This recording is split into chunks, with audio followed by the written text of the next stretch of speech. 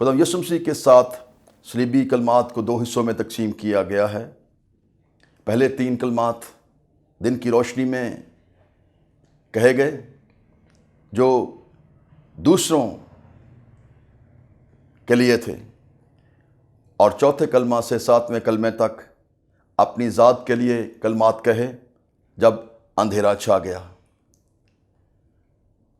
پہلا کلمہ معافی کا کلمہ ہے، اس کا ذکر لوکا 23 باب اس کی 34 آیت میں ہے۔ اے باپ ان کو معاف کر کیونکہ یہ نہیں جانتے کہ کیا کرتے ہیں۔ یروشلم میں یہ جگہ جسے کھوپڑی کہا جاتا ہے عموماً صلیب دی جاتی تھی، اور اسے کوہ کلوری بھی کہا گیا ہے۔ کلوری لاطینی زبان کا لفظ ہے جس کا مطلب کھوپڑی یا گلگتہ ہے۔ کھوپڑی عموماً موت کی سزا دینے یا واضح کرنے کے لیے ایک نشان کا کام دیتی تھی۔ ویسے بھی یہ پہاڑ کھوپڑی کی شکل کا تھا۔ یہ موت کے نشان کی جگہ آج دنیا کے لیے نجات کی جگہ ہے، معافی کی جگہ ہے، اور یہ محبت کی جگہ بن گئی۔ یہ کلوری مسیحیت کا امتیازی نشان بھی بن گئی، جہاں سے لامحدود محبت اور رحم کے سرچشمہ نے نہایت دکھ و کرب میں بھی محبت، رحم، انصاف اور معافی کو ہاتھ سے نہ جانے دیا، بلکہ ان کو بھی معاف کیا جنہوں نے اسے دکھ دیا، اور ان اصاف کو عمل میں لانے کی ہدایت فرمائی۔ اے باپ ان کو معاف کر کیونکہ یہ نہیں جانتے کہ کیا کرتے ہیں۔ یہ کلمہ معافی کا کلمہ ہے، اور سب سے پہلے معافی کا اعلان خدا یسوع مسیح نے کیا، کیونکہ یہ معافی کا کلمہ باقی 6 کلمات کی بنیاد ہے، اور مسیحیت معافی اور درگزر اور محبت ہی کا نام ہے۔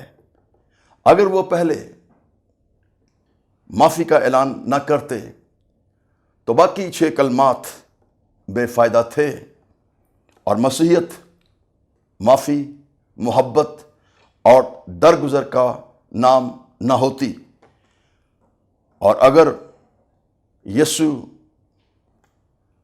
معاف نہ کرتے تو ان کے بچنے کی سراسر قطعاً کوئی امید نہ تھی۔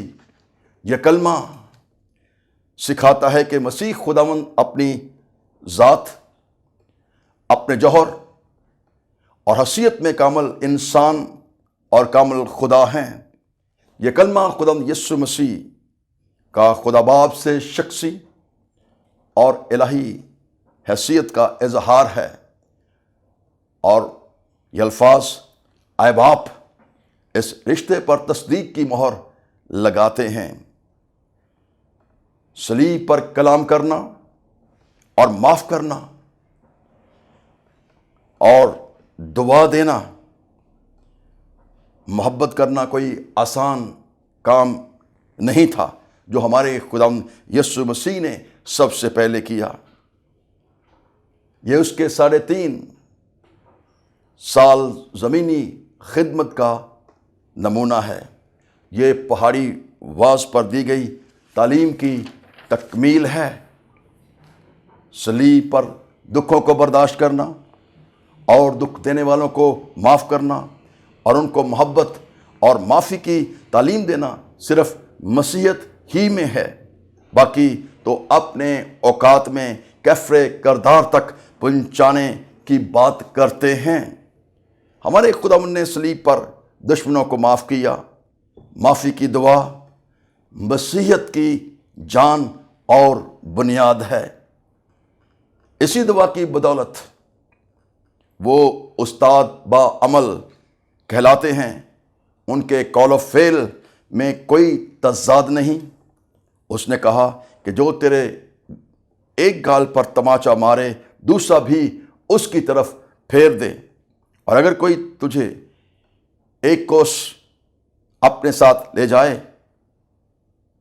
تو ڈوکوس چلا جا۔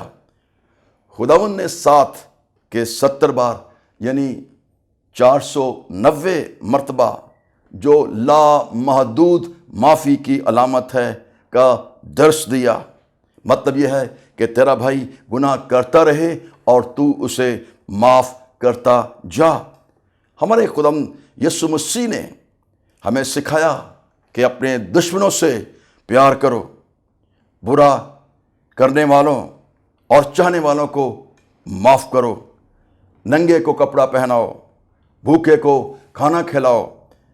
اور آج اس نے صلیب پر یہ سب کچھ عملی طور پر کر کے دکھا دیا۔ مسیح خداوند نے کیوں معاف کیا؟ اگر خداوند یسوع مسیح صلیب پر معاف نہ کرتے تو وہ خدائے محبت، رحم، ترس کھانے والے استاد با عمل نہ بنتے اور ان کے قول و فعل میں تضاد ہوتا۔ معاف نہ کرنے سے وہ خدا کے فضل، صادق القول اور نجات دہندہ ٹھہرتے ہیں۔ معاف کرنے سے ہی انہوں نے شریعت کو پورا کیا۔ معاف کرنے سے ہی وہ گناہگار کا نمائندہ بنے۔ وہ گناہ سے نفرت اور گناہگار سے پیار کرتے ہیں۔ یسوع نے کن کو معاف کیا؟ سوال پیدا ہوتا ہے۔ پہلی بات، اس نے خدا اور اپنے خلاف چلنے والوں کو معاف کیا۔ دوسری بات، اس نے خود غرض، لالچی اور بے حس لوگوں کو معاف کیا۔ تیسری بات، اس نے امن کے تباہ کرنے والے لوگوں کو معاف کیا۔